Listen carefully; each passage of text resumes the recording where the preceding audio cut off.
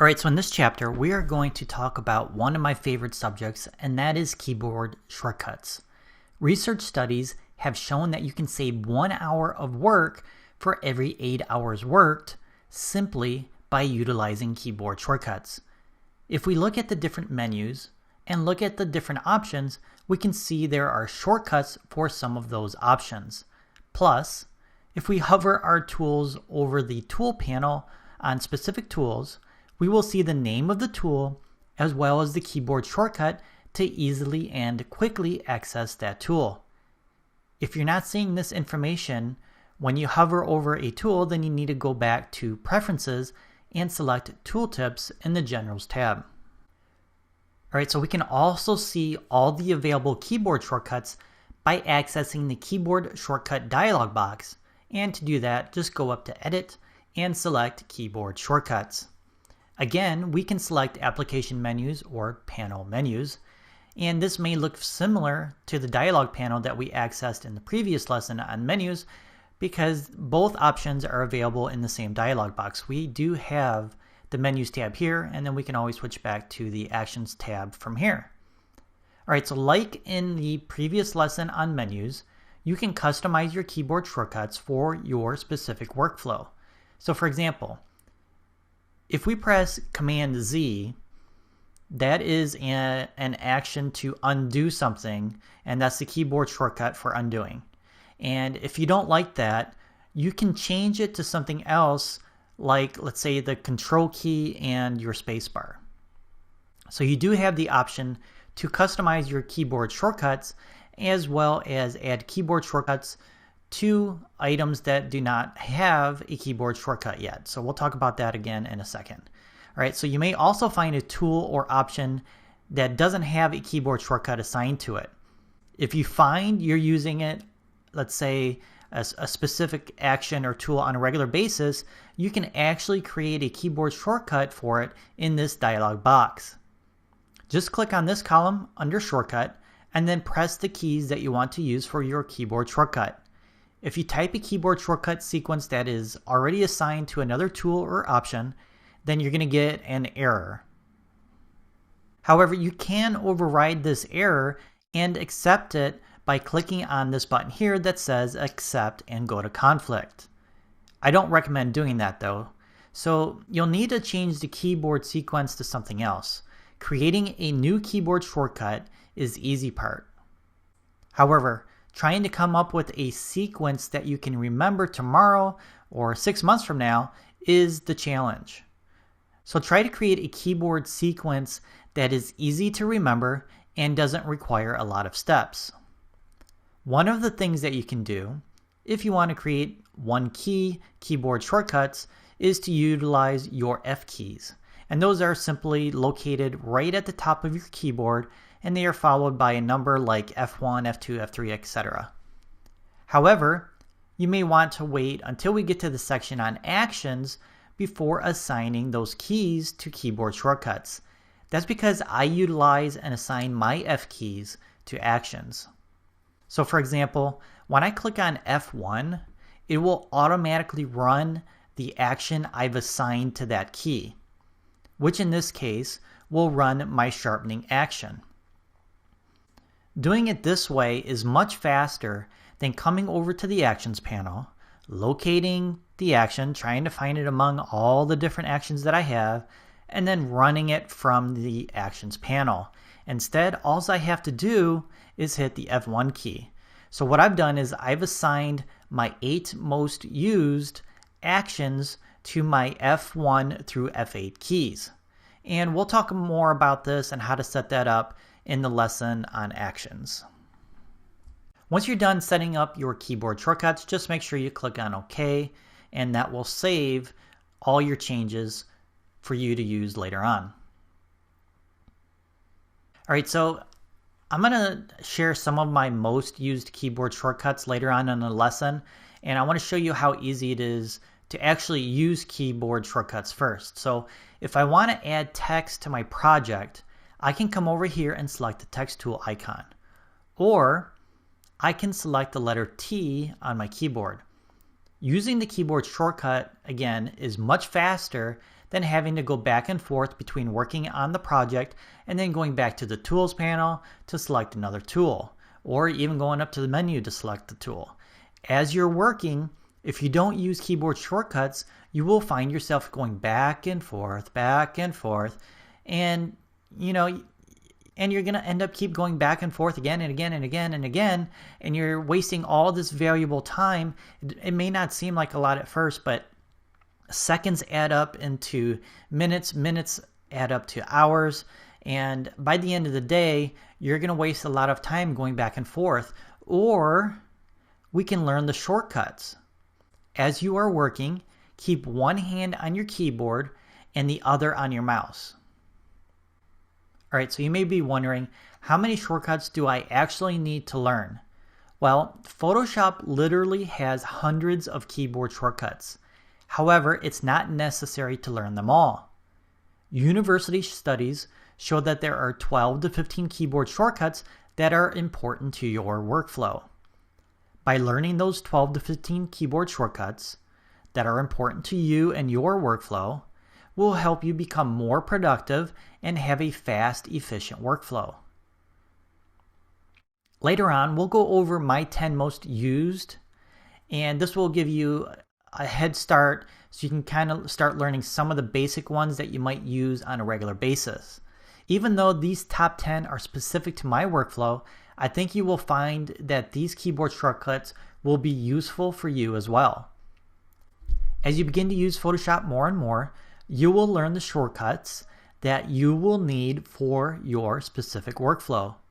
In fact, you may have more than 12 to 15. Even though I have 10 of my favorite, I probably use anywhere from 30 to 35 different keyboard shortcuts for the projects that I work on. Also, a lot of the keyboard shortcuts that you use in Photoshop can also be used in other software, especially if you use other types of Adobe software like Adobe Lightroom or Adobe Illustrator or other types of Adobe programs. Plus, there are some keyboard shortcuts that you could use with other types of software like Microsoft Word, Excel, and others. For example, a universal keyboard shortcut is Command or Control. If you're on a Windows, you would use Control, and the letter P. Using this keyboard shortcut will give you the print dialog box for whichever program that you're in. So learning keyboard shortcuts isn't limited to just Photoshop. All right, so before we go on, I just want to quickly mention something else about this course. Throughout the course, I will be mentioning keyboard shortcuts as we work. The keys you will use to access a tool or option will be different if you're on a Windows computer versus a Mac computer. All right, so let's quickly go over those different key commands so you have a better understanding of which one to select for your computer. Most of the time, I will mention both the Windows and the Mac keys so you don't have to worry about going back and forth and try to figure out which key I'm actually referring to. All right, so first we have modifier keys. The main modifier key on a Mac is the Command key. However, on a Windows machine, you do not have a Command key and will instead use your Control key. It's the same key and gives you the same result. Next, we have a secondary modifier key, and those are your Option key if you're on a Mac, or Windows users will use the Alt button. Again, same key, just different names. Next, we have actionable keys, and those keys are the Return key on a Mac or the Enter key for Windows. I do use a Mac and will often refer to using the Return key, and if I do, then you know to use your Enter key if you're using a Windows-based computer. We also have one other actionable key, and that is the Delete key on the Mac, and Windows users will use the Backspace key. Again, same keys, different names. So if I say delete and you're using Windows, then just remember that you use your Backspace key instead since you don't have a delete key. I did put together a handy dandy printout that you can use for referencing the differences between Windows and Mac keyboard shortcuts.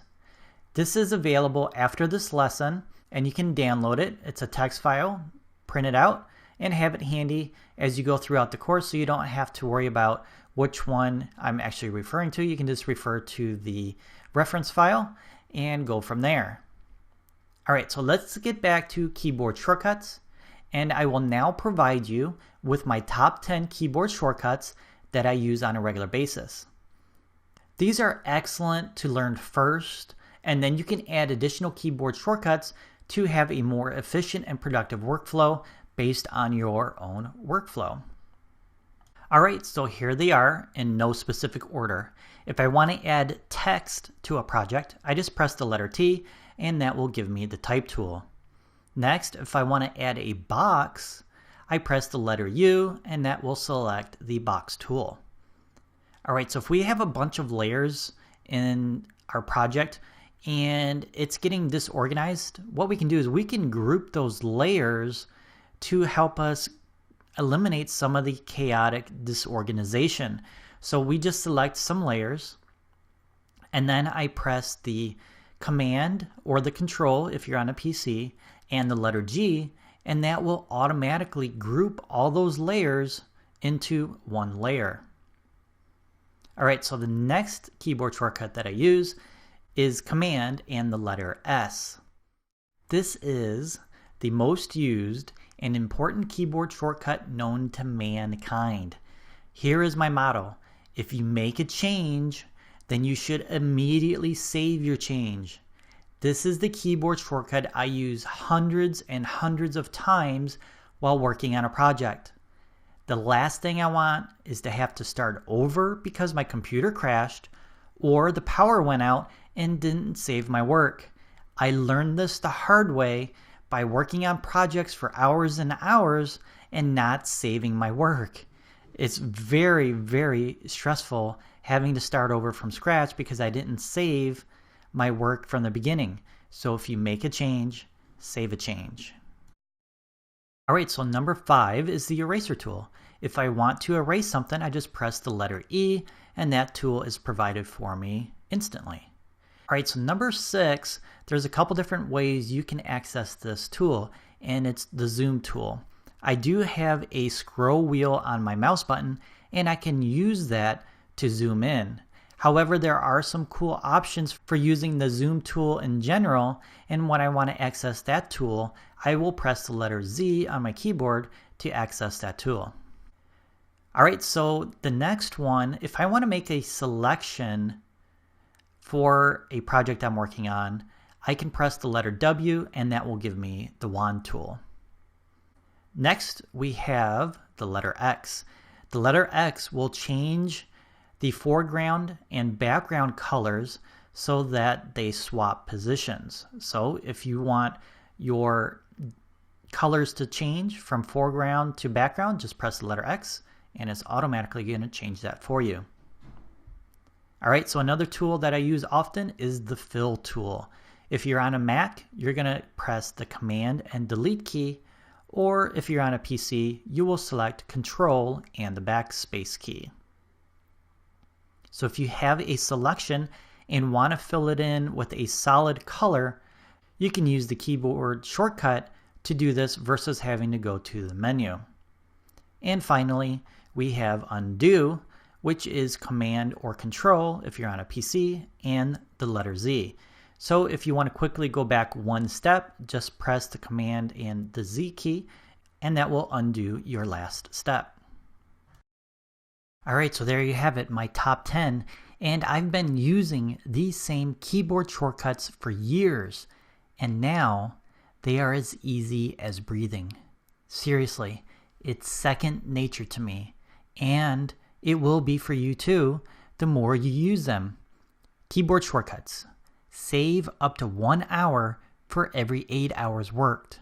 A must-have for a fast and productive workflow.